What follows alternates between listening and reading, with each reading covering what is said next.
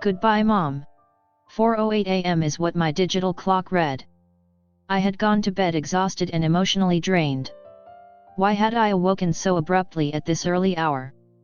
The afternoon before, Dad had called me. Mom was back in the hospital.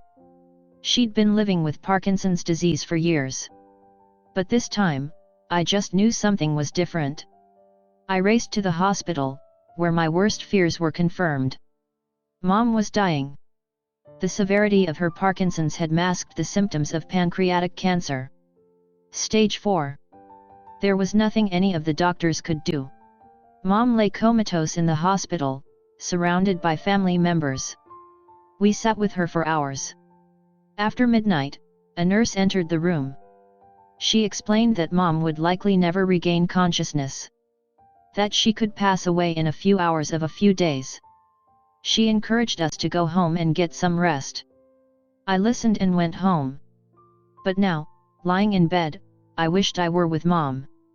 Then I felt it. An overwhelming feeling of love and warmth washed over me. Mom's presence. I fought to stay awake but found myself slipping back into sleep. "Goodbye, Mom," I whispered. The next thing I knew, I was jolted awake by the phone ringing. It was my aunt. She had called to tell me Mom had passed away earlier that morning. When exactly? I asked. But I already knew the answer.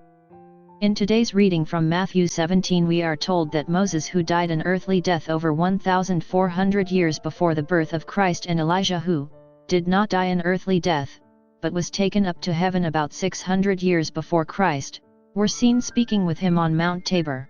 Some would say there is no truth to the Transfiguration, it's just a myth. Children can often bring clarity to adults whose faith is lacking. A little girl was talking to her teacher about whales and how she had heard in Sunday school about how a whale had swallowed Jonah.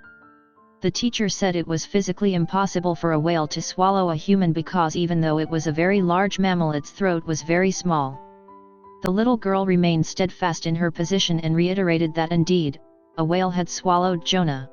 Irritated, the teacher again stated that a whale could not swallow a human, it was physically impossible.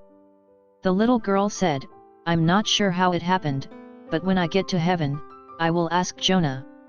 The teacher replied smugly, "What if Jonah isn't in heaven?"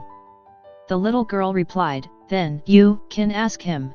Matthew chapter 19 verse 26, Jesus looked at them and said, "For human beings this is impossible, but for God all things are possible."